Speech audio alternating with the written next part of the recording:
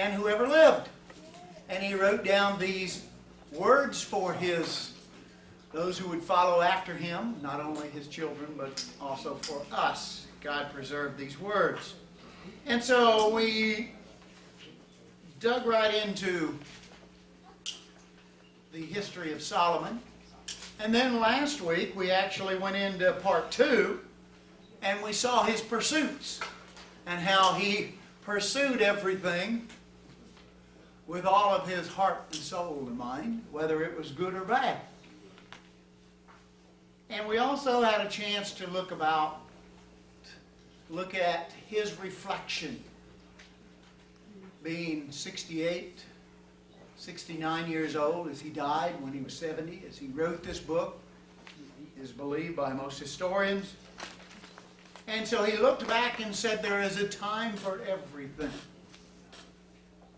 Because when you're young, you typically cannot find life coming at you fast enough. And as you get older, you find out you think you're in control of life. And as you get much older, you find time is fleeting. And he reflects back, and as we actually played a song last week from the Byrds in the 1960s, there's a season for everything, turn, turn, turn. So today we are actually going into those nuggets of gold that I brought up 2 weeks ago. So hopefully you have read some of Ecclesiastes, because I would like to today look at chapters 4 and 5 and actually have you mind some of those and bring those up during the sermon and reflect on those words. Because even though you may read these words time and time again, there's something about it. It's kind of like what Dwight said. There are words that just stick with you, or phrases that stick with you down through the years. I bring that up and I ask you the question: who is the wisest person you have ever talked to? Why don't you just think about that? You may even write it down on your piece of paper. I asked Mary this week, who is the wisest person you have ever talked to? Not that you have ever met or saw or read, but one who you have ever talked to. I want you to think about that. Okay? And there may be a few people in your life that you've been able to harvest or store some of the nuggets of gold that they have given you over this life.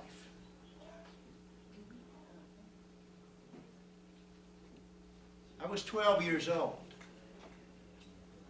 Being I was reared in Tennessee, but I was actually born and lived in Indiana, south of Chicago by about 60 miles.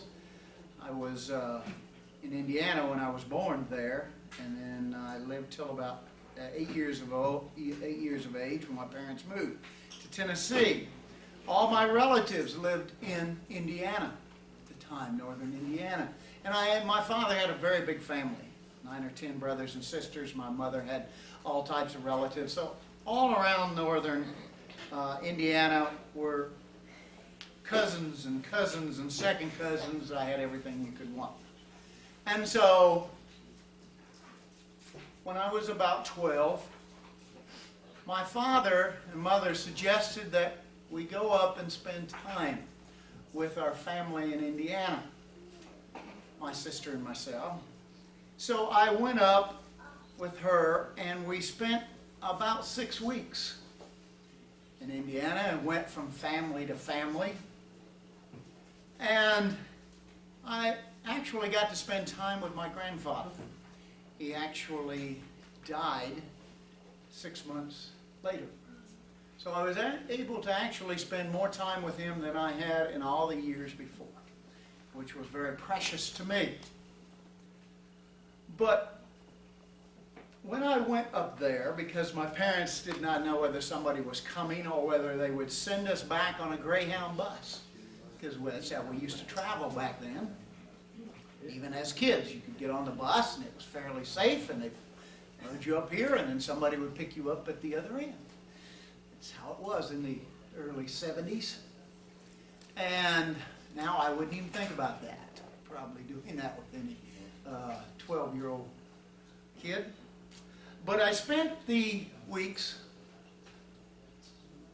and I went to Indiana with $60 in my pocket, which was a lot of money back then for a kid.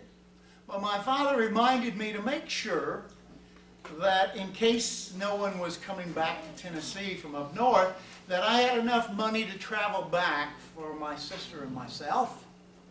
And so I needed to have at least $20 to travel back on for the bus ticket. The bus ticket was only about $6 or $7 at the time to go that 8-hour travel, plus you had to eat, which only cost $2 or $3 a meal then. So make sure you have $20 at the end of the visit. So I found that all my relatives were very kind and always gave us food and took us, but occasionally would spend a little money. And so I came to spend the last 2 weeks with my grandfather before we were headed back. And I got to my grandfather's and I had $25 in my pocket, which was pretty good for spending the other 4 weeks, and we only spent that much money. And being 12 years old, I was pretty smart. I was smarter than most adults, I thought, at the time. Okay? And I was shrewd and I was clever. And my grandfather would give me nuggets of wisdom as he would teach me various things. He'd been through World War II. He had gone through various injuries during the war. But he was a very smart man, very quiet, very kind. Thought the world of him. And so down the street, he lived in this little town of about 3,000-4,000 people. And down the street, there were these guys that hung out in front of the house, and they had a poker game going. Okay? And so I would go down, they were all in their 20s. And they were nice to me, and so I would go down, and so I would spend in the evenings a couple of hours watching them play poker. I'd never played poker before. That's something I'd never done. But boy, you know, I watched for about a week, and I had that thing all figured out. And so I told my grandfather one night, so I'm going to go down and I may get in that game myself. And he said, be very cautious, be very careful. He didn't say, no, don't do it. He said, be very cautious when you do things like that. And so I went down, and one of them had to get up for a while, so he said, would you like to play my hand? And I said, yeah, it was a little nickel, quarter ante, and the whole pot would be, if you want a pot, might be, $4 or $5. So I was like, okay. And so I was amazed, and I played his hand and won. And then we started playing. He said, well, hey, you want to sit in? And I said, yeah, no problem. So I started putting my money in, and it was amazing how blessed I was. And I started winning and winning and winning. And the next thing you knew, there was $50, $60 I'd won that night. And I took it all home. Still had my 20. So then I go back the next night. Because I'll say, well, these poor suckers, I'll have to take them again. And I was winning again and again. And halfway through, I had another $30 or $40. To where I finally said, let's raise the pot. And I did. And I did. And I lost. And I lost. That by the end of the night, I had lost everything. Didn't even have my $20 to go back home. And I remember walking those 2 blocks back to my grandfather's house, going, how could this have happened? If I'd have looked back, those guys were probably smiling all of the way. They had taught me a great lesson. I come in and I go straight to bed. Get up the next morning, I go with my grandfather somewhere. He says, "What's the matter? You're not your chipper self." I said, "What happened?" And I told him, man, how I had it figured out. And then it all came apart. And he said, "Let me tell you a story." So he told me a story about himself in World War II and how his wife and 2 daughters were struggling just to make it on military pay as he was overseas in Europe. But as he went through the time of the war, they scattered out through all the various countries, from France to Germany to all these countries. And so wherever there was money, because it was just a battleground, he would pick up money and put it in his backpack. It was German money, it was all this various money. And when they started heading back after the war was over, he still had this whole briefcase full of this money. And as they had to take a boat back, which took quite a long time, 6 or 7 days to get back across the Atlantic, he said that the people were saying, "Well, the money's no good," being we're going to set up the Marshall Plan and everything, so we're going to change everything, so why don't we just have a poker game with this money? So they did. And he lost all the money. And when he landed in America, he found out that he could have cashed all that money in, and they would have exchanged it for him, which would have given him about 2 years' salary. And he said this thing to me that I will not forget. It's nuggets of wisdom. He said, "Have you ever heard that a bird in the hand is worth 2 in the bush?" I said, "Yeah." The money you had, your $20, was your bird in your hand. He said, "Never forget that. I could have set my family up, but I went for the other." The bird in the hand is worth 2 in the bush. Nuggets. Never forgotten it.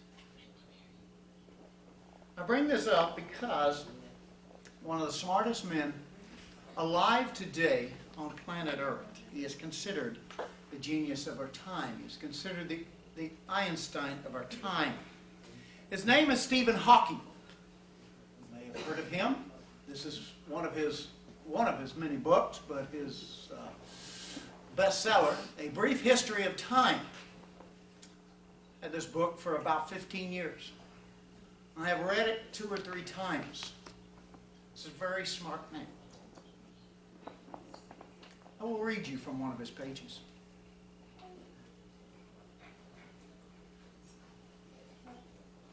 Page 134. Now, twice 0 is also 0. Thus, the universe can double the amount of positive matter energy and also double the negative gravitational energy without violation of the conservation of energy. This does not happen in the normal expansion of the universe, in which the matter energy density goes down as the universe gets bigger. It does happen, however, in the inflationary expansion because the energy density of the supercooled state remains constant while the universe expands. When the universe doubles in size, the positive matter energy and negative gravitational energy also doubles, so that the total energy remains 0. During the inflationary phase, the universe increases its size by a very large amount. Thus, the large amount of energy available to make particles become very large.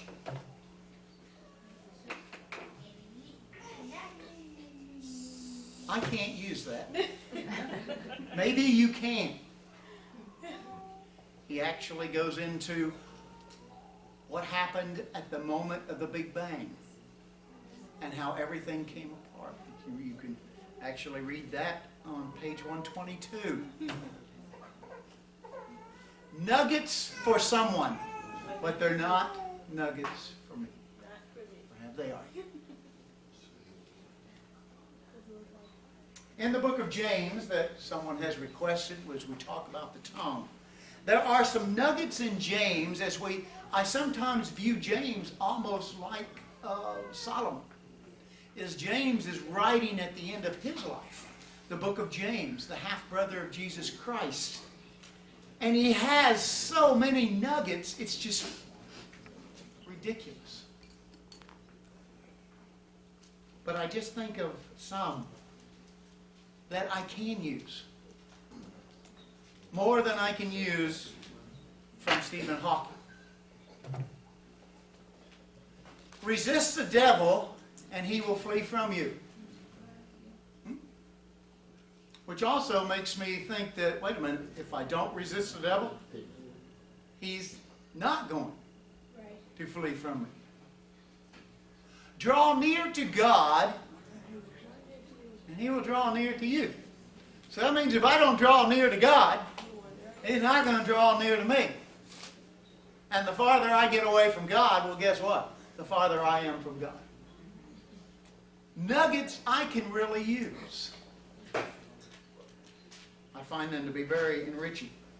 So I'd like you to go with me today, in what time we have left, to Ecclesiastes chapter 4. Ecclesiastes chapter 4. You can find it also on your page there from the Good News Translation. I'd like to go through chapter 4 and 5. I'd like you to give me a nugget. Because I will give you, because I went through here, and even though I looked at chapter 4 and looked at chapter 5 and studied them, I found, wow, chapter 5 has twice as many nuggets to me than chapter 4. Things I can actually use, things that are worth something to me. But then as I began to look at it again, there is incredible depth in a lot of chapter 4. And so I'd like you to turn to chapter 4. I will be reading from my Good News Translation, just because I like various translations. And so instead of the New Living that we used last week, I'll use the Good News Translation, whatever. So that's why I wanted it in front of you, because it helps make some of those very clear. But I'd like to read you my first nugget in chapter 4 and verse 4. This is the smartest, wisest, and richest man who ever lived. At the end of his life, he said in verse 4, I have also learned why people work so hard to succeed. It is because they envy the things their neighbors have. Now, he wrote this 3,000 years ago. But doesn't it still stand true today? What kind of car does my neighbor have? What about clothes? What about all this stuff? Oh, even lawnmowers. I know you may find that hard to believe, but I've seen people who just wanted to have a better lawnmower than their neighbor. So while their neighbor is pushing this around, they're riding around. Yes. And so they will actually work hard to succeed because they envy something that someone has. A nugget from me that kind of tells me I don't want to work that hard to succeed just because someone else has something better than what I have. Envy. They say it's a color of green. So is money. There's a correlation there. But I'd like to, with that, I'd like you to, in chapter 4, because I have 1, 2, 3, 4, 5, 6 other nuggets in chapter 4, but I'd like to hear your nuggets. Anybody? Yes, sir. Chapter 6, it says, better to have... verse 6. Yeah, I'm sorry, verse 6. Okay. Better to have a handful with quietness than 2 handfuls with hard work and chasing the wind. Good. You can relate to that? Yeah, it's like having a one job that you really enjoy, that you really find fulfilling, and it pays your bills, and you're happy with that. Then having a business that keeps you away from your wife, your kids, and you work all day, all the time, and you still break even. At the end of the day. Very good. Anybody else? Bruce, what verse? Number 9. Number 9. You mind raising your voice and reading that to us? I don't have a mic in front of me, but I guess my voice will be all right. Yes. Okay. The value of a friend. 2 are better than 1 because they have a good reward for their labor. For if they fall, one will lift up the other. Yes.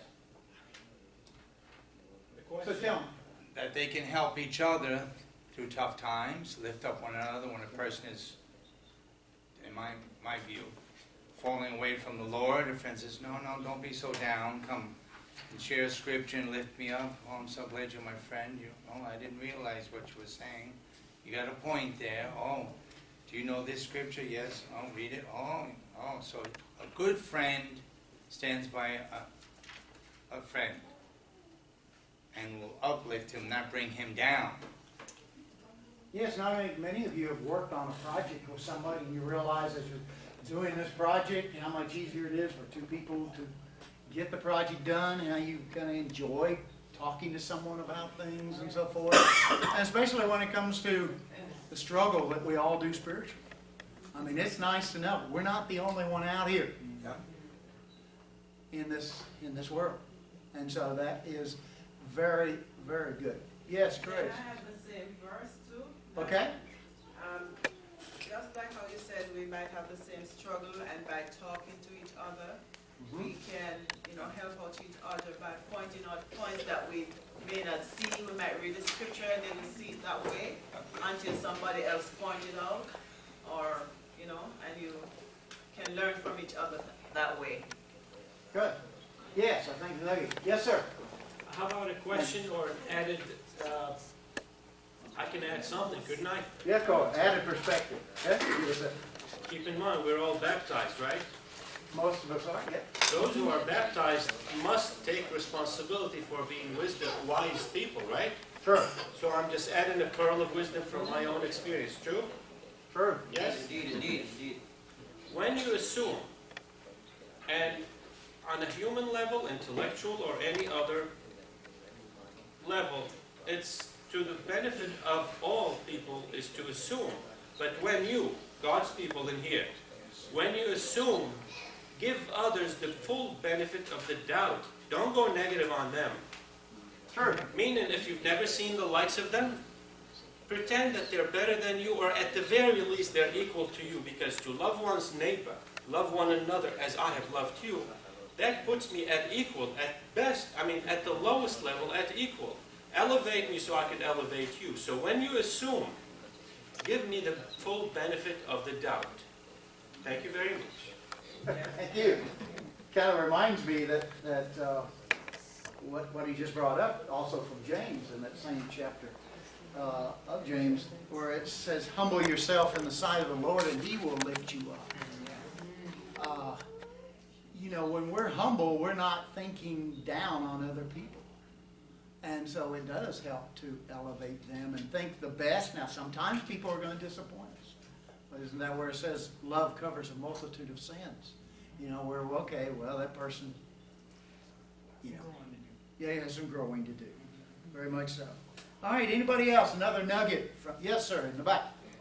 Chapter 5. Can we go finish 4 first? Okay. Okay, you got any more in 4? You got any on 4? On 4 verses 13. Better is a poor and a wise youth than an old and foolish king. Yes. Now, why do you say that? Who knows not how to receive admonition anymore. Yeah. Why do I say that? Yes. I know why he said it. Why is that a nugget to you? Why is that a nugget to me? Like, even in this day and age, we can look at our local politicians or leaders, and it says here, better is a poor and a wise youth. There are a lot of people who are poor, but they're not considered to be wise because they don't have the money. And a lot of people who are in high positions, who they don't take admonitions anymore. Like, maybe when they were coming up through the ranks, they would listen to others and what have you.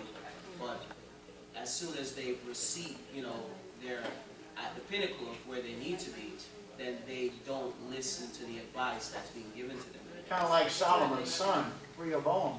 Did his very son did not take advice from Right. but took that. All right, Dwight, you had something on fold? Yeah, well, verse 12, Okay. it's kind of similar to 9. Right? It says, two people can resist an attack that would defeat one person alone. A rope made of 3 cords is hard to break. Yes. Explain that. I mean, that's been a famous saying. Yeah, a three-prong rope is hard to break Yes. in other translation. Well, I've always looked at that in terms of sometimes when you're brethren and you're together, like we would do, like a friend of mine, we would go visit people or to talk about the Bible. We could go, the 2 of us together rather than just one of us, so like you said, there's strength in numbers.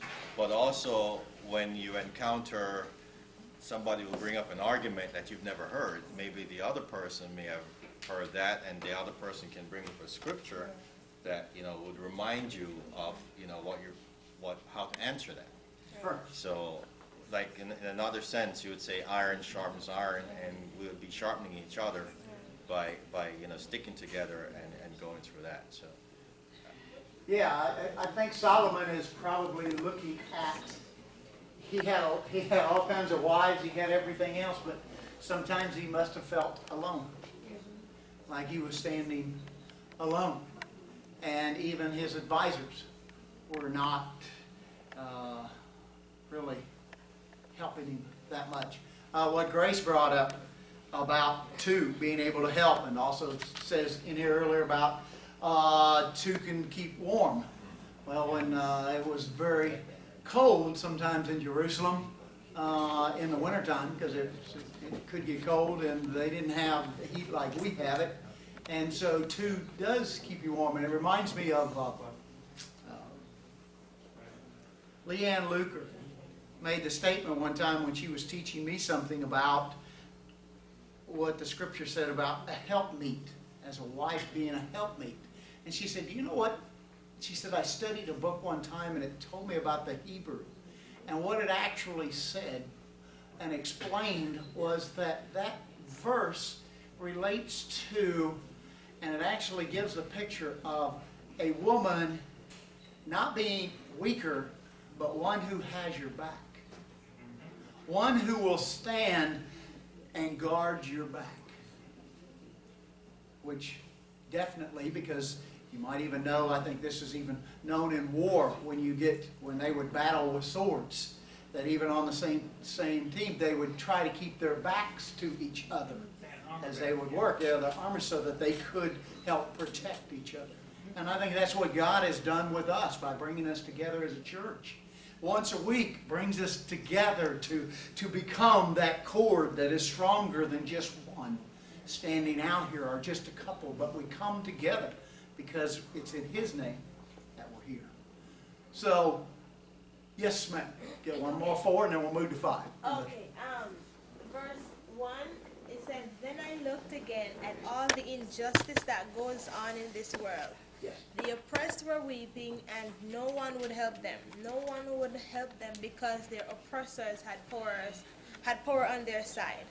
And I mean, even though that was said, so many years ago, it's still very true today, and it's always gonna be that way until God comes. You might have a poor person who probably ends up in some trouble, and then you might have a rich person's son who also ends up in some trouble. But you find that if you have money, if you know the right people, you can get connected to here. You can get that person out of jail or whatever faster than a poor woman. She's going every day crying to somebody, please help me get my son out of jail. But because she doesn't have any money, she can't bribe anybody. She can't pay for anybody's elections. She can't, so she doesn't get any help. And it's so very true today. If you have money, if you have things, people tend to want to be your friends and want to be mushy and close with you. But if you don't have anything, nobody is like you're forgotten. Sure. Yeah. And that is true. And he looks at the oppressed. And actually, I've had people bring me this first few verses, verse 1 through 3 of chapter 4, and go, well, he even says it's better off that these people never lived. And that's kind of depressing, isn't it? And I said, not if you saw, just like we do not see today, the oppression that's in other countries. The starvation. If we saw it as he would have had the opportunity to see and to hear because people brought him stuff from all over the world. Right.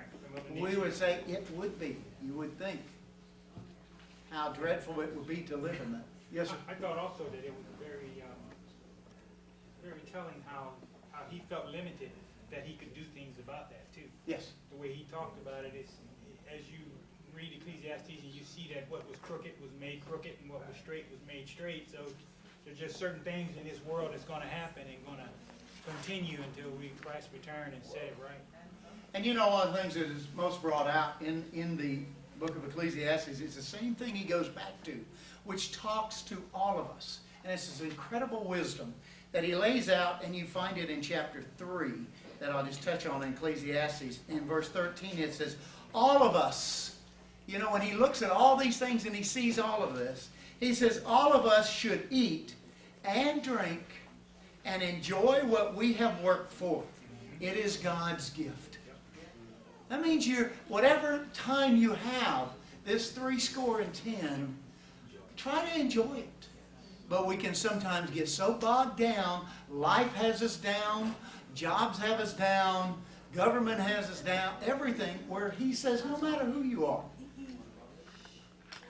enjoy what you do have. And it's because it is God's gift. And if you realize, I mean, how many of you have met incredibly satisfied people that were not rich? I think all of us. I've had relatives that they didn't have much money, but they enjoyed life as it is. Enjoy that food that you're going to eat this evening. Enjoy that glass of wine that you may have. Enjoy this nice weather. Enjoy every moment that God gives you. It's a gift from God. And where most people are out here, what can I get? What can I get? I need more. They're never satisfied. Yes, sir. If I may say, I think a lot of us, or people in general, it's not about striving to get more. I tell my wife, I'm rich. My house is my palace. I'm rich, I have my health. I have a bed I can sleep in, my bills are paid. I struggle a little bit, but who doesn't? I can sit down at the table and bless the food, ask the Lord's blessing on the food. I'm happy with what I have. I'm not going to strive the rest of my life at my age. If I didn't then, I got to have better. I'm tired of pushing a lawnmower. I got to get that brand new lawnmower like the guy has on the corner. I'm going to show him. He thinks he's got to. I'm just happy every day that we can be here and be thankful, grateful, we're blessed, and not to strive for more. If we can be happy with what we have, God will bless us with the rest if we follow His commandments. And Yes, you work hard, but then that's it. Not like, do you strive to get rich? I strive to work to get rich. I strive to do this. When God has to be first. yes, And that's something that we should exemplify. Yes, sir. Here's a personal note. This is me now.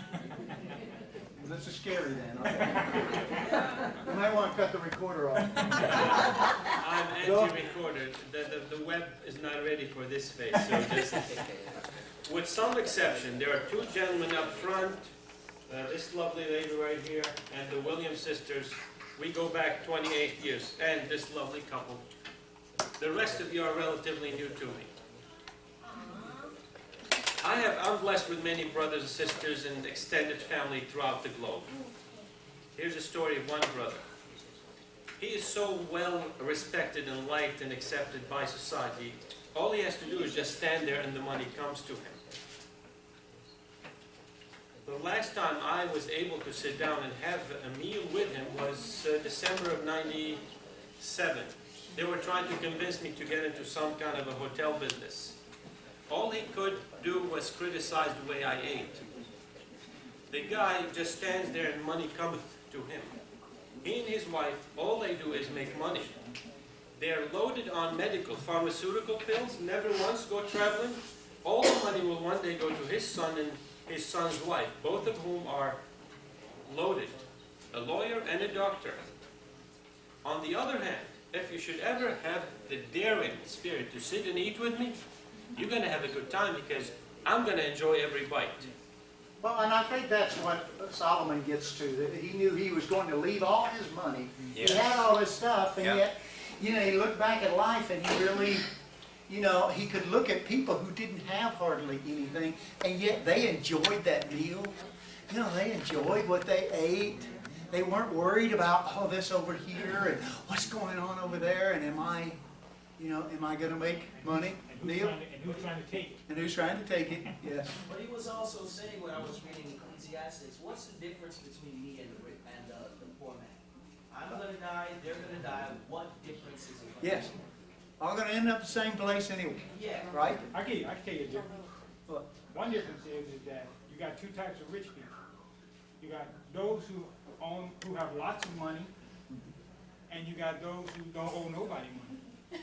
Yes, that's right. That's right. Do you know if you make, I just looked this up, I just wanted, because we need to get chapter 5, I don't want to be too late there. I looked it up, if you make $1,200 a month, okay? And most of us probably make $1,200 a month. If you make $1,200 a month, U.S., you are in the top 1% earners in the world. You realize that? Yep. There's some world stats that I actually looked up on the internet. Because most people do not make in the world. They do not make that. That's shocking. It's shocking, yes. So it is relative. Everything we talk about is relative.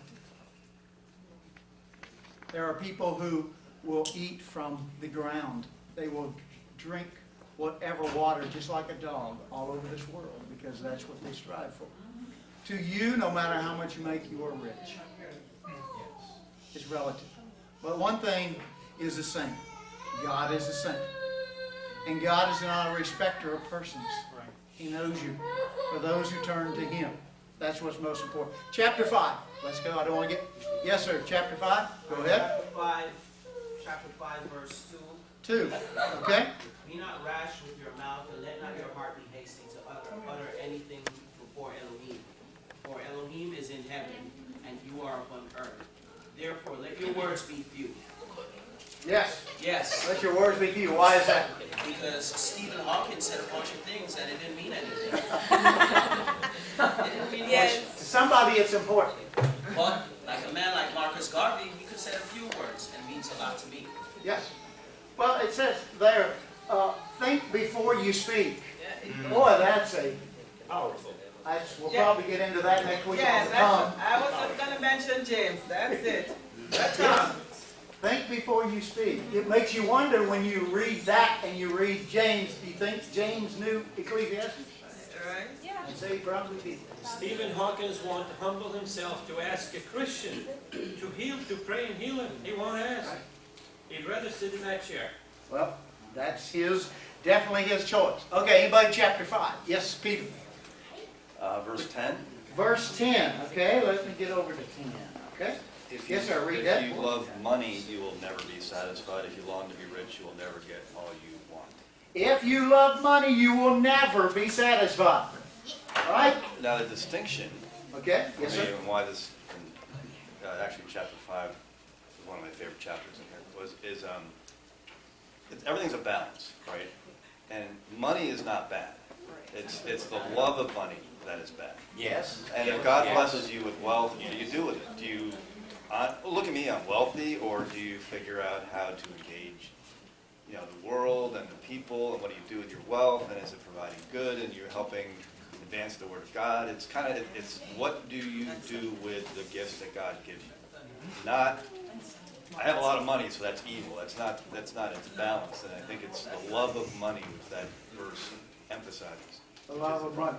Yes. Yeah, And- because I think God wants us to be rich, not only in His words, but, otherwise to be comfortable. And nothing is wrong with it, as He said, is how you go about your wealth. Because it's If you interesting. make it your idol or something like that, then you're in big trouble. Yeah, because you look at some of the followers of God, when there were only a few followers on earth, they kind of prospered. Oh, yes. But they had God Oh, first. yes. We're going to get into that in Kings and Priests in a series Yes. I'll be doing in December. So, but I want to make one statement, and I'll get you two ladies here next, because I love this statement. I'd like you to just sit and think about it. Okay?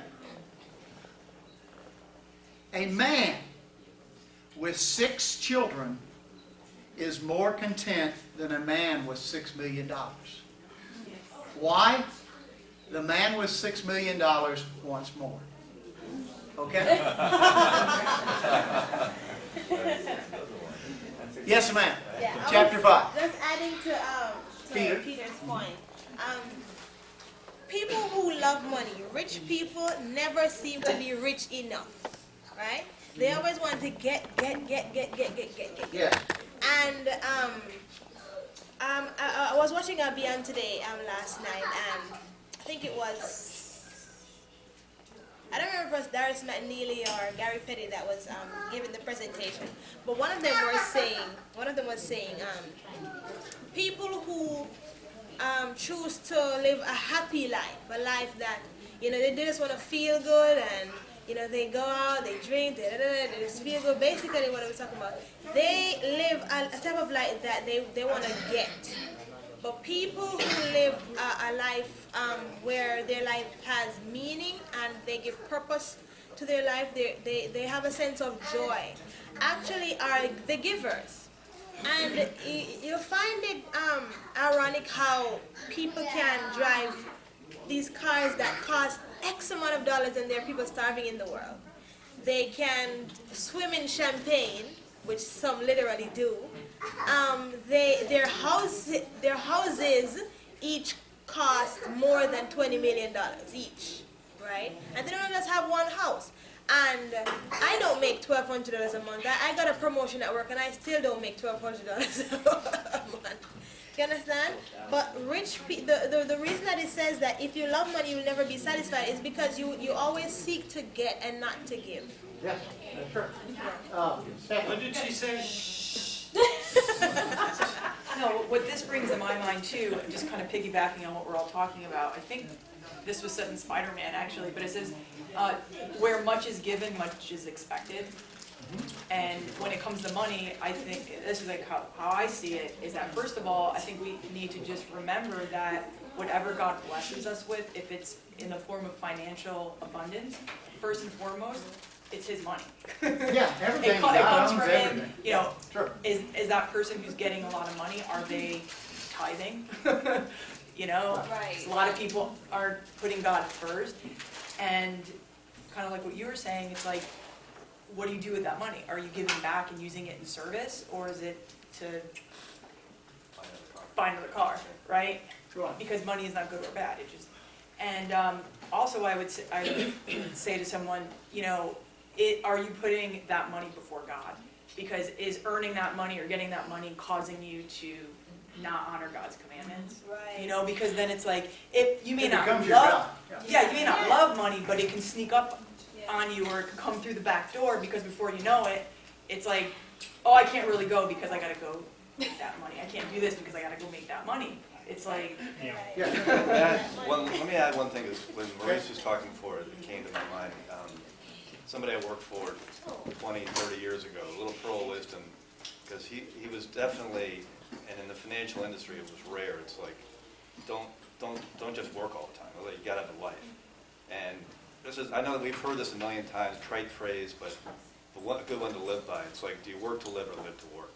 Right. And living to work is the opposite of what you had said before. So you're just, more money, what do I do in 12 hours a day? Now it's 14 and I'm never home. Working to live means, what do I need to survive? What do I need to be happy? I have children. I work enough to make sure I can live the life I want, not the other way around. Yes. And I think a lot of people that idolize money do the opposite. They just work to live. They're living to work and working to live. That's true. And you begin to think too that you, just like when I worked for somebody before I started my own company, I realized when I got off on Friday evening, I was done. And the weekend was mine. When you own your own company, no, weekend's not yours. Wait a minute, I have to have insurances, bigger insurance than I ever had when I just worked for somebody. Then you're thinking about, wait a minute, all the vehicles got to be covered. And then the attorney that you have to hire and the accountant you have to hire because of all these rules, because of the money and so forth, they then tell you that you need an umbrella. I said, I got one in my car. No, it's a big umbrella. That means somebody can't take your house if one of your people work for you hits them in a car and they take everything. So then you have to make more money. So then it's just like verse 12 says, chapter 5, a working man may or may not have enough money to eat, but at least he can get a good night's sleep. A rich man, however, has so much that he stays awake worrying. Yeah. And that is Oh, yes, sir in the back. The time when Satan took Joshua on the mountain and tempted him and said, I'll give you all of this. And it was Satan's to give. What I want to know is, everyone who's blessed with riches is not always blessed by Yahweh with those riches. Right? Yes, sir. So, those who are not blessed by Yahweh with those riches, they're not his set-apart people. Are they obligated to even give anything? Are they required to do anything if they're not even his children in the first place? Well, no, but he has put, I know people who were not religious, but they're very giving people. And they receive blessings for helping people. I mean, God has, sometimes as they're referred to as unwritten laws, even though so many are written. You do this for people who cannot help themselves. And God says don't do it so people can see. Why? That also goes for people who don't really accept him because you're still God's children. You're just at a different step in the process in things. If I may say, it's my viewpoint of what I believe and think. If you can't be happy with little and appreciate the little that you have, or whatever you have, how can you be happy with much? Because if you didn't appreciate what you have to get you where you are, you never learned anything. You just want more and more, and you don't. And those people don't appreciate anything. And isn't it amazing how even Hollywood, every so many years, they make this feel-good movie? They make a feel-good movie about someone who just has little, who truly happy. Because deep down, we all know. We all know what happiness, and we know how it feels. Right. And we want it, but if you just go searching for it, you're not going to find it. If they don't have God in their life. I just thought that funny, but as I was thinking, one of my favorite movies just hit me. So it's funny you were saying this as I walked back in. It's The Family Man with Nicolas Cage. Yeah. You see that? Yes. Yes. He's this billionaire tycoon guy who gets a glimpse of what his life would have been had he gone for love and family instead of money. What was it, like 5 days of that? Yeah. At the end of that 5 days, he was like, I don't care about money. That's what I want. You know, but he had missed it. And then, the end of the movie was kind of like he could get it back. Yes. But it was exactly that. Happiness and life is more important than money. It's in there, it's just hard to get by. The world sells you. Satan sells you his world. And it's like stuff. Stuff will make us happy. Material things. And it's not. Yes, sir. It's in verse 19. Yes, sir. It talks about a Christian way of living and a new creation as we as God's people have to realize that we are a new creation. It says, and it is a good thing to receive wealth from God and good health to enjoy. to enjoy your work and accept your lot in life, this is indeed a gift from God. When you understand God's plan for salvation, when you understand God's plan for your life, you don't overreach in this. You don't overreach in this world. You accept what God has allowed you to have. You enjoy what God has allowed you to have. Therefore, you don't have the ulcers. You don't have the headaches. You don't have the sleepless nights. And you put Him first, and He blesses everything in your life. He can take care of it. Well, we're gonna, because of time, I'm gonna have to, because time went very quickly today for us. When we start these, it just goes. I hope you will continue to read, and that's why I gave you this Good News translation, so you can read the different translations of it and so forth. But I want you to finish reading, because next week I will wrap up this with chapters 10, 11, and 12, and we'll come to the conclusion, and hopefully you have had a chance to read this. But I want to read you one last thing from Stephen Hawking. Okay? Okay. I want you to read it. One last thing.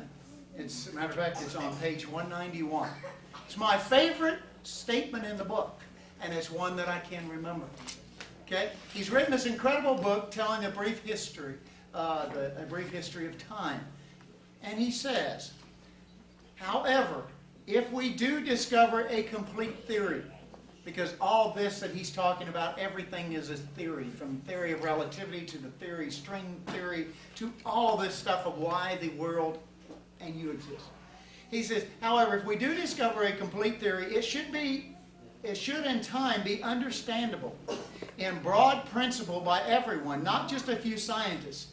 Then we shall all, philosophers, scientists, and just ordinary people, be able to take part in the discussion of the question of why it is that we and the universe exist. If we find the answer to that, it would be the ultimate triumph of human reason, for then we would know the mind of God. 1 Corinthians 2:16, for who has known the mind of God, but we have the mind of God. Talked about the Bible study. Yes. Yes, sir. Is it possible to do it in such a way like we did 3 years ago as a group, so maybe people will put in their 2 cents or $2 worth? It's about the Bible study. Yes. You have to remind me 3 years. I don't remember 3 days ago. The one and only time we did a group Bible study. Oh, where we broke it up into groups and so forth like that? Different books. It was group participation because Okay. it does have to do with the individual. Sure. Yeah, if everybody'd like to, after services, find some people you'd like to say, hey, let's talk about this in a group, study it this week, call each other, and then come together next week and get together and we'll talk about it. Because we'll make it very interactive at that time. So, yes, that's good to me. I'm pretty open to that. So, well, I hope you've got something from this. I hope you will. The main reason for this is to let us dig into those nuggets of gold. Because this is the brightest man in the world today. And he wants to know the mind of God. And all he has to do is come in here this afternoon and talk to people in this room that have the mind of God.